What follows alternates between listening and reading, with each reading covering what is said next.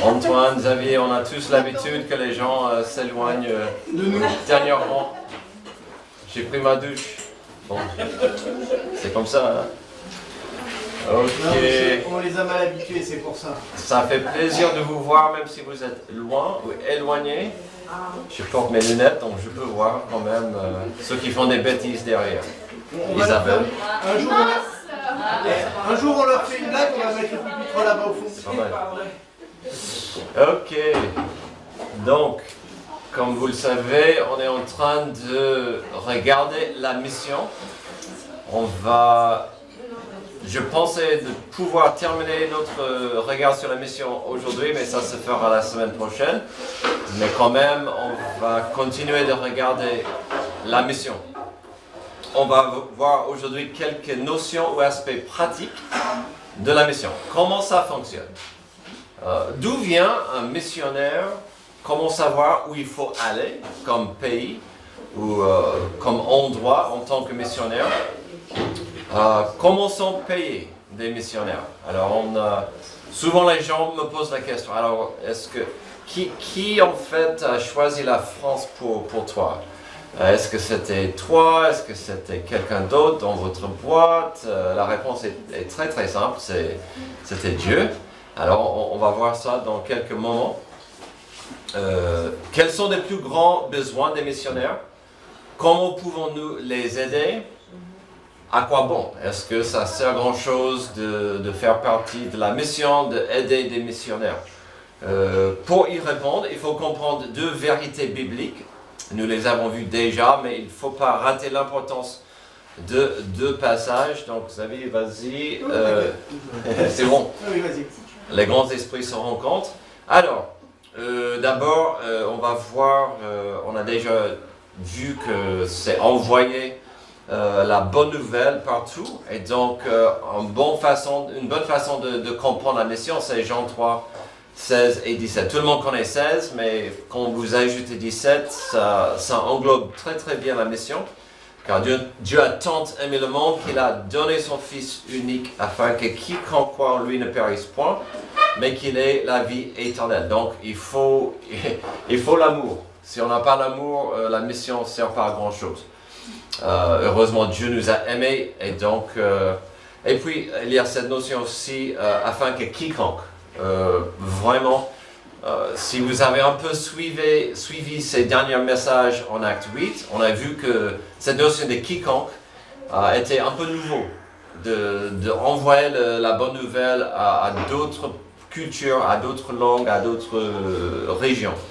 Verset 17, Dieu en effet n'a pas envoyé son Fils dans le monde pour qu'il juge le monde, mais pour que le monde soit sauvé par lui. Donc on voit l'amour, on voit cette notion de envoyer par amour pour ceux qui sont déjà jugés. Alors depuis quelques semaines, depuis quelques siècles maintenant, le modèle suivi pour s'engager dans la mission et de pratiquer la mission vient de Romains 10, 14. Nous l'avons vu. C'est un passage bien connu. On doit le voir quand on parle de la mission. Comment donc feront-ils appel? Donc, ça c'est le quiconque dans les territoires loin. Comment donc feront-ils appel à celui en qui ils n'ont pas cru? Comment croiront-ils en celui dont ils n'ont pas entendu parler? Donc on voit encore cette notion. Ces gens sont là, ils ont besoin du salut, de la bonne nouvelle de l'évangile, mais il faut que quelqu'un soit envoyé. Comment entendront-ils parler de lui si personne ne l'annonce? Comment l'annoncera-t-on si personne n'est envoyé? Alors il y a beaucoup de verbes dans ce passage. Lequel est le plus important pour vous? Envoyer. Oh, Antoine pense envoyer. C'est le dernier mot, ça c'est facile. Mais surligné. Donc entendre, il faut entendre afin de... C'était annoncé? Quoi d'autre? Quelque part, tous reviennent à croire. Et il faut croire. Ils sont tous importants, ils sont capitaux. C'était un peu une question piège parce que si vous en avez un, c'est difficile de continuer cette notion de la mission. Tout est important. Et j'aime bien comment l'apôtre Paul a écrit ça.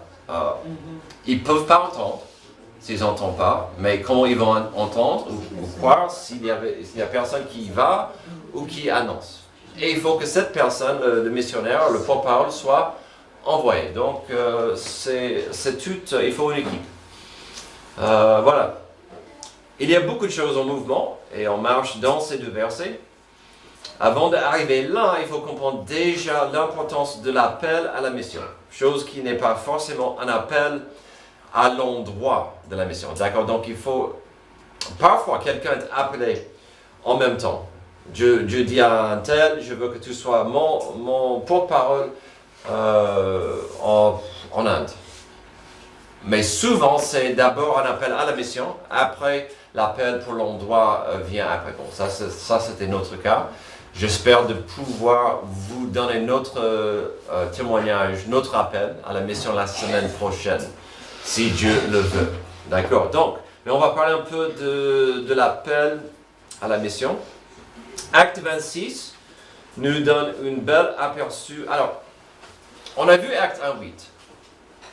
Et c'est important, vous serez mes témoins à Jérusalem, Judée, Samarie et toutes les extrémités de la terre. Le langage dans Acte 1:8, dans le grand commandement, c'est en allant, vous serez mes témoins. Et donc, quelque part, et on a vu ça ces dernières semaines, on est tous appelés à témoigner. On est tous appelés à être des missionnaires à Jérusalem, dans notre vie. D'accord? Donc, on a tous cet appel. En même temps, on est appelés. Il y a des missionnaires qui sont appelés à servir loin de chez eux. Et donc, on va voir ça, où Paul a exprimé ou expliqué son appel en Acte 26, 13. Oui, vous l'avez? Acte 26, 13. Vers le milieu, donc il raconte son appel à quelqu'un d'autre. Vers le milieu du jour, alors que j'étais en chemin, j'ai vu resplendir autour de moi et de mes compagnons de route une lumière venant du ciel, plus éblouissante que le soleil. Nous sommes tous tombés par terre et j'ai entendu une voix qui me disait en langue hébraïque, Saul, Saul, pourquoi me persécutes-tu? N'oubliez pas qu'il persécutait l'Église. Donc pour que Jésus dise, Paul, tu persécutes l'Église, et il était en train de persécuter Jésus. Pourquoi me persécutes-tu? Il te serait dur de te rebeller contre les aiguillons. J'ai répondu, qui es-tu, Seigneur? Et le Seigneur a dit, je suis Jésus, celui que tu persécutes. Mais lève-toi, tiens-toi debout, car je te suis apparu pour faire de toi le serviteur et le témoin de ce que tu as vu et de ce que je te montrerai. Je t'ai choisi du milieu de ce peuple et des non-juifs vers qui je t'envoie. Je t'envoie leur ouvrir les yeux pour qu'ils passent des ténèbres à la lumière, de la puissance de Satan à Dieu, pour qu'ils reçoivent par la foi en moi le pardon des péchés et une part d'héritage avec les saints. Et donc, on voit cette notion que dès le début, Jésus a appelé Saul, Paul, à aller vers des non-juifs. On a vu cette notion en Acte 8, où Philippe est allé en Samarie, et aujourd'hui, à 11h, on verra, Dieu va encore appeler Philippe à aller encore plus loin avec l'évangile vers des non-juifs. Donc, il y a un passage où Paul a reçu un appel très très spécifique. Est-ce que pour aller à un peuple, est-ce que vous vous souvenez de ça?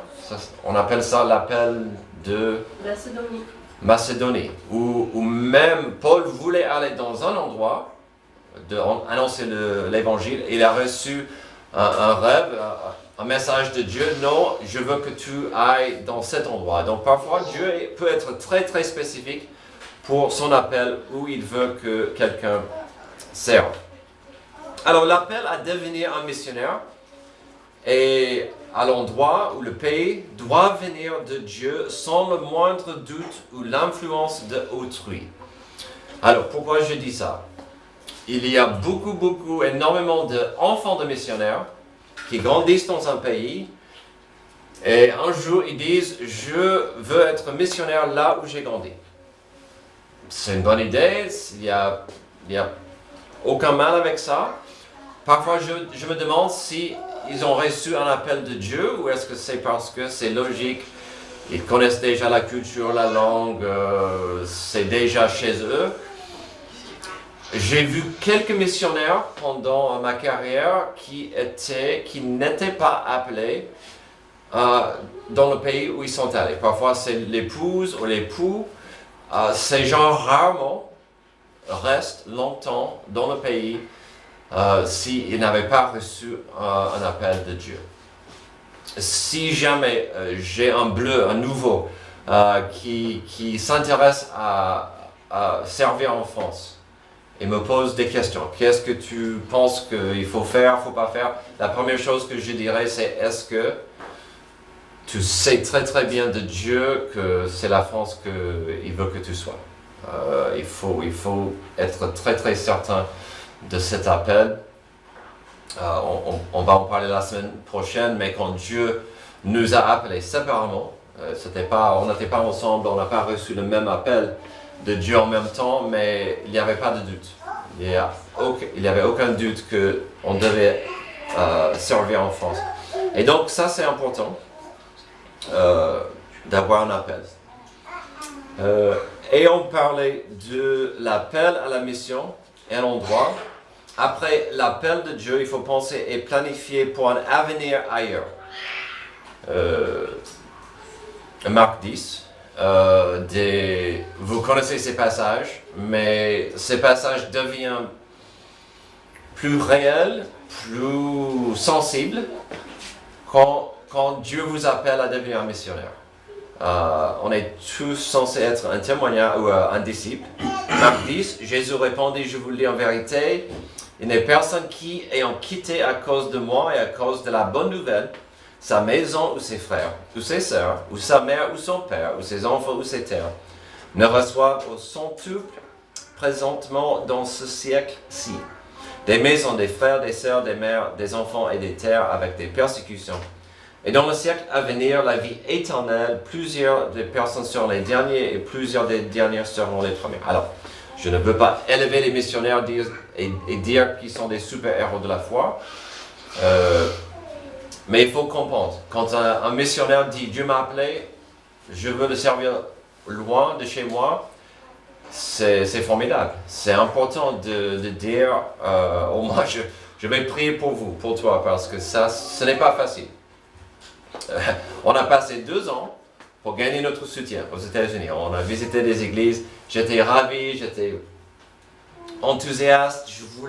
Je veux arriver en France. J'étais très très impatient. On était arrivé janvier 2003. Il faisait froid, c'était gris, et j'étais loin de chez moi. Et je me souviens bien, pendant les premiers jours, qu'est-ce que j'ai fait? Oh, qu'est-ce que j'ai fait? Qu'est-ce que je fous ici? Qu'est-ce que je fais ici?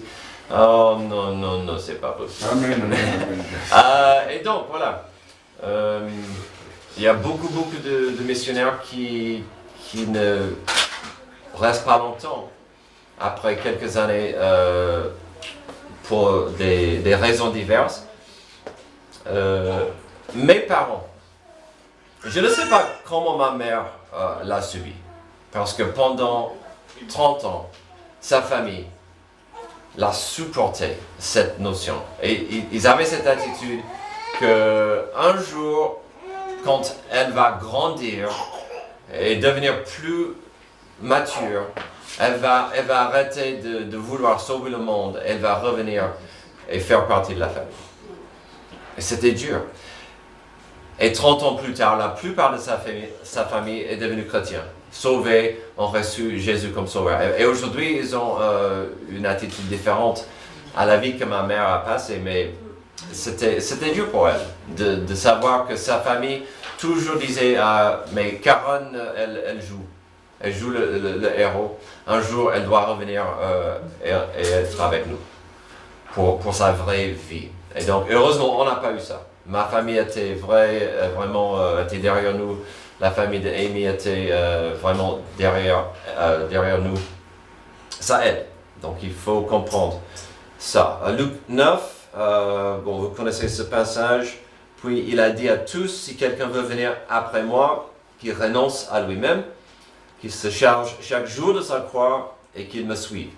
Car celui qui voudra sauver sa vie la perdra, mais celui qui la perdra à cause de moi la sauvera. Et que servirait-il à un homme de gagner tout le monde s'il se détruisait ou se perdait lui-même?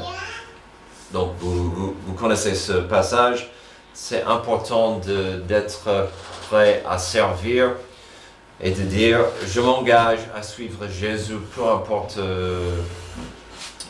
ce que ça pourrait me coûter au niveau de ce que le monde pense est précieux.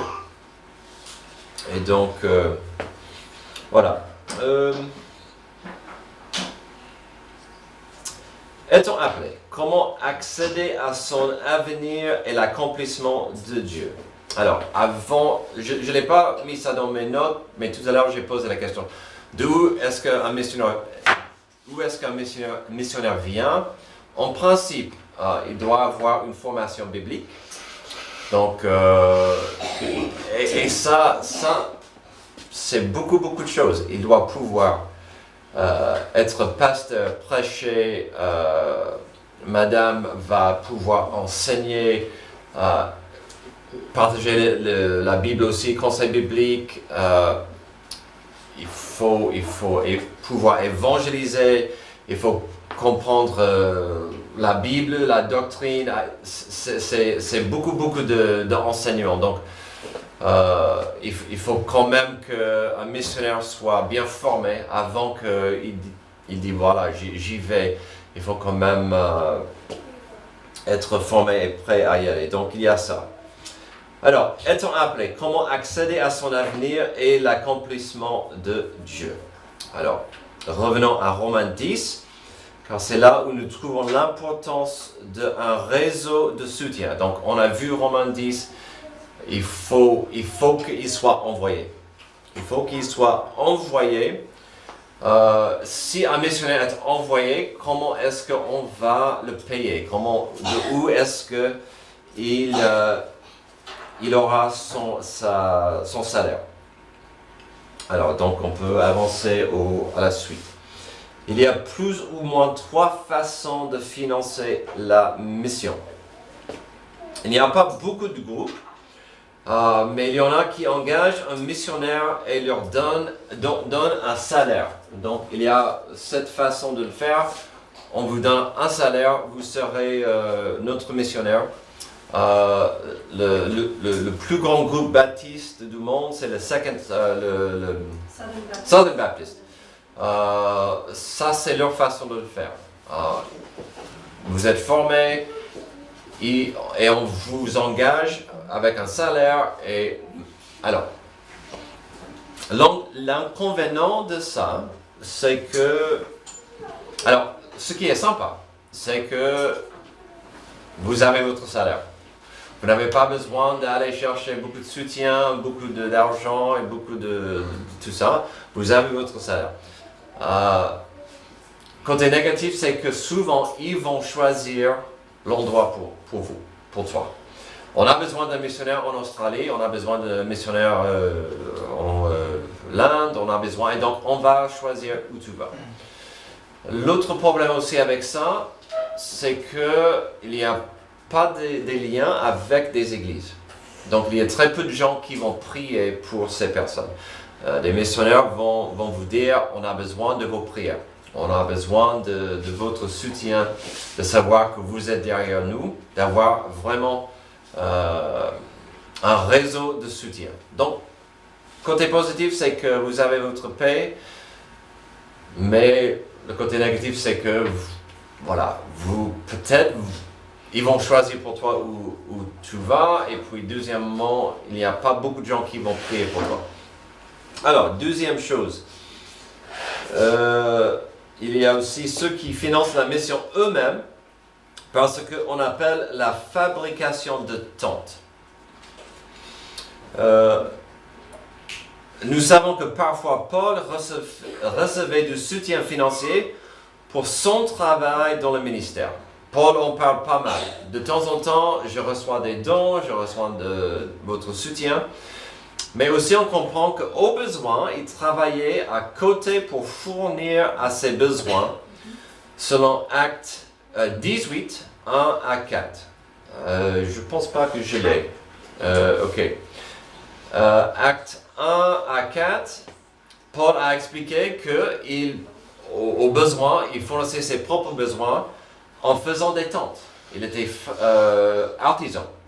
Après cela, Paul partit d'Athènes et se rendait à Corinthe, donc c'est Acte 18, se rendait à Corinthe, il y trouva un juif nommé Aquilas, originaire de Pont, récemment arrivé d'Italie avec sa femme Priscille parce que Claude avait ordonné à tous les juifs de sortir de Rome.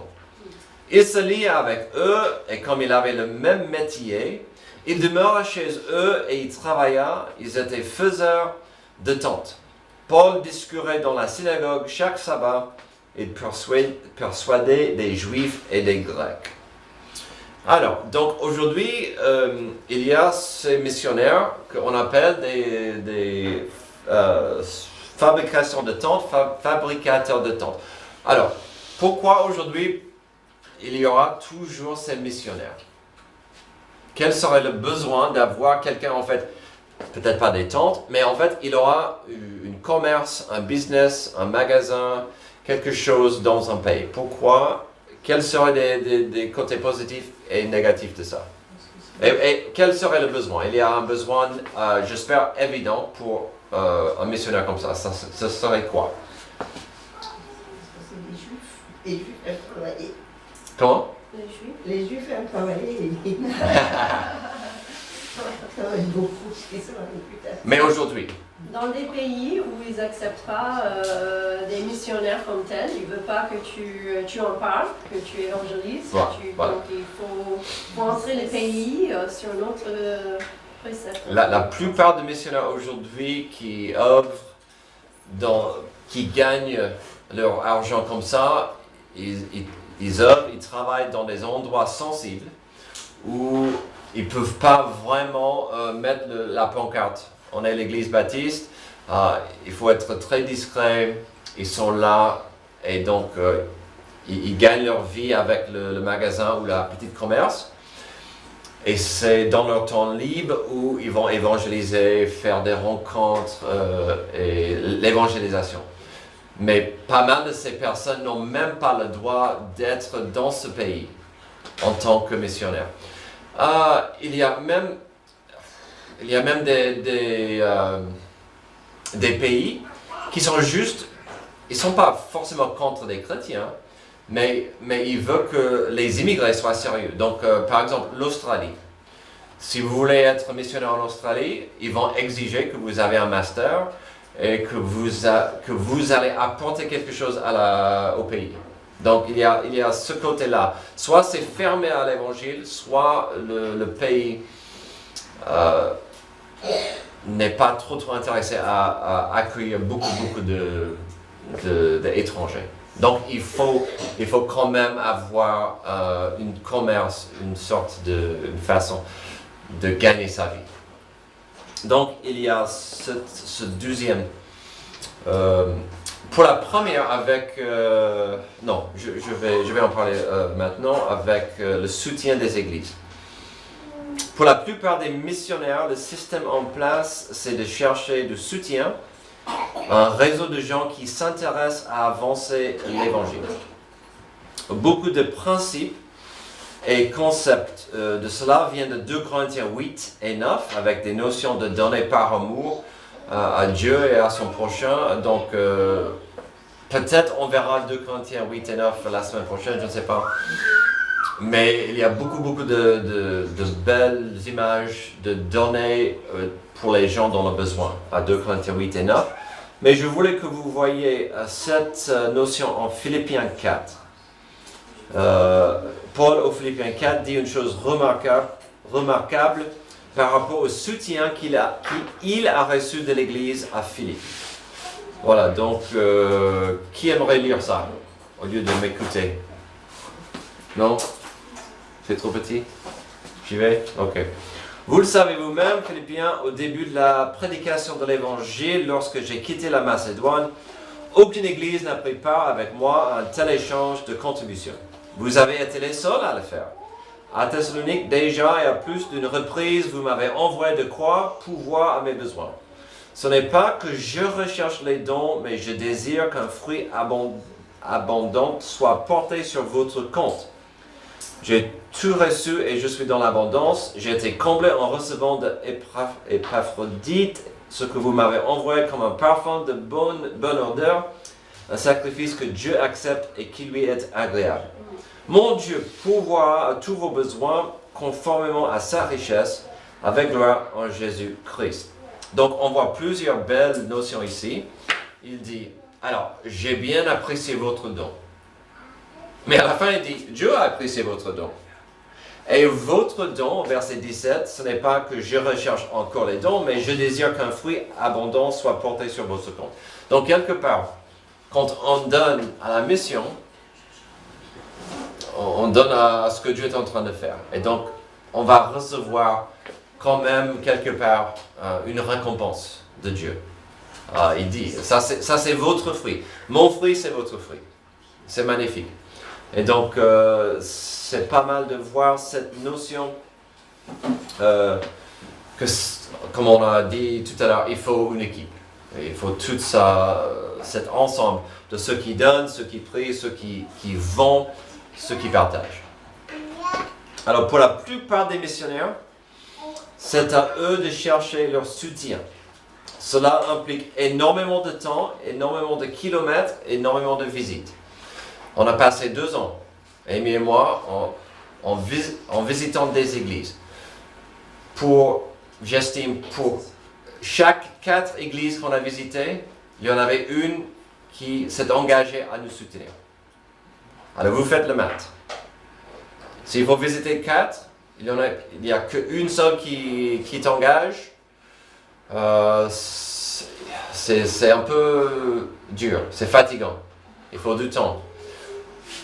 Pour avoir ces 4 visites, il faut 25 appels avant. 25-30 appels. Donc beaucoup de non merci, non merci, non merci. Afin d'avoir ces 4 visites, après 30 appels, une seule va, à l'époque, peut-être ça a changé. Mais il fallait beaucoup de patience, c'est là où tu dois être sûr sur ton appel. Tu arrives à chaque église, tu ne sais pas à quoi attendre. Est-ce qu'ils seront ravis d'entendre le besoin en France ou pas? Et donc, il y a un de mes meilleurs amis, il était sur la route, en même temps que nous, lui et sa femme. Leur soutien n'était pas fort. Et ils n'ont pas duré longtemps en Angleterre. Parce qu'ils n'ont pas... ils auraient dû passer plus de temps pour gagner plus de soutien. Quelques mois après notre arrivée, un autre missionnaire en France est parti. Pourquoi? Il avait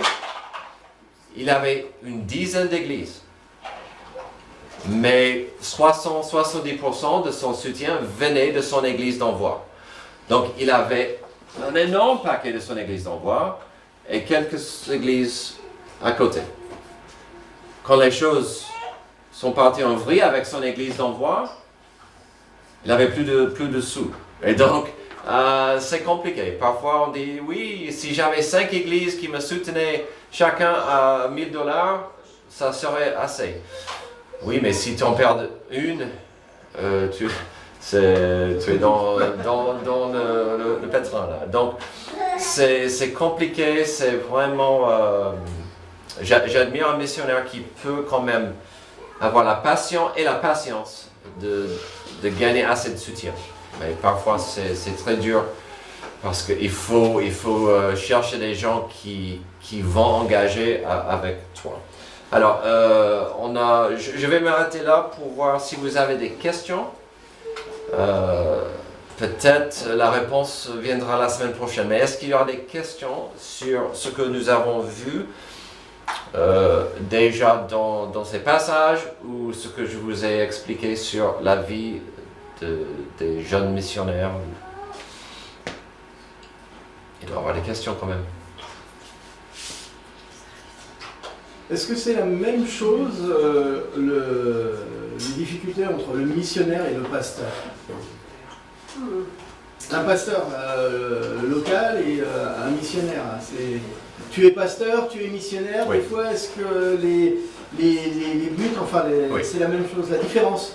Alors, la seule différence, c'est que je suis en fait censé ne pas être pasteur toute ma carrière. En fait, je suis censé commencer des églises, les former afin qu'elles soient indépendantes et matures, et puis recommencer. Donc en principe, je ne serai pas le pasteur ici toute ma vie.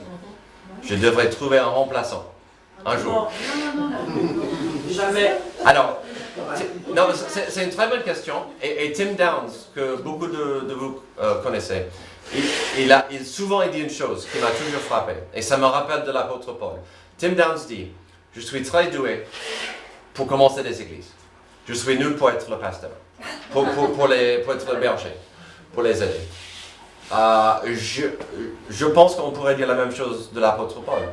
Il était très doué pour les lancer, et puis il était impatient, il laissait l'église, il partait, et puis heureusement, il y avait des problèmes, et donc il devait écrire la moitié du Nouveau Testament pour corriger ces problèmes et encourager ces gens dans la difficulté. Donc un missionnaire, c'est un pasteur, mais en principe, il doit être aussi quelqu'un qui oui. Non, attendez. Ok, c'est une Parce bonne... qu'un pasteur, normalement, c'est quelqu'un qui n'est pas étranger, donc il connaît la langue et la culture bien. En missionnaire, non. Et ça change votre façon de faire le ministère. Parce que du coup, déjà, c'est pas ta langue maternelle pour prêcher, pour parler, pour évangéliser. Donc, il faut apprendre une autre langue. Et quelquefois, on se trompe encore. On choisit des mauvais mots. Il y a la culture, on a une autre façon de voir le monde quand on grandit dans d'autres pays. Bon, même nous, maintenant, après 20 ans en France, c'est vrai que même nous, on a changé, mais on n'est toujours pas français. On reste toujours américain dans notre façon de voir les choses, de parler. Donc quand même, il y a ça aussi. Et puis il y a le fait que, oui, effectivement, on est loin de nos familles. Hein? Oui, c'est quand même, moi je dirais, il y a ça aussi. Et puis souvent aux États-Unis, les pasteurs, quelquefois, ils ont des secrétaires. Il y a un pasteur des jeunes, il y a quelqu'un pour les enfants, il y a un pasteur de musique. Le missionnaire, c'est tout.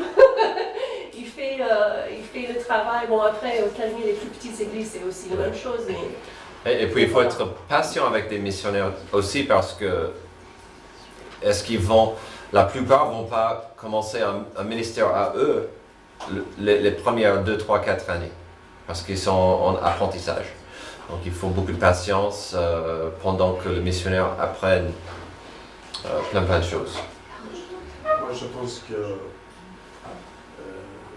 pour un missionnaire, tout au début, puisqu'il va changer les pays, il va changer de culture, s'habituer à un pays que l'on ne donne pas et tout. Et donc, il est dû à aller travailler, mais je pense aussi qu'il est bien qu'on s'occupe de le soutenir au départ pour lancer la mission, puisque c'est difficile pour un pasteur, il doit apprendre la langue, il doit ministère, il doit prendre la famille en main, puisque la famille en plus, des fois, n'est pas toujours bienvenue. Et je pense qu'il y a beaucoup de soutien par la prière, de soutien financier pour avancer dans dans l'appel du missionnaire qui arrive. Merci pour votre attention, vos questions, et puis on verra plus de ça la semaine prochaine. On va terminer ça dimanche. Merci.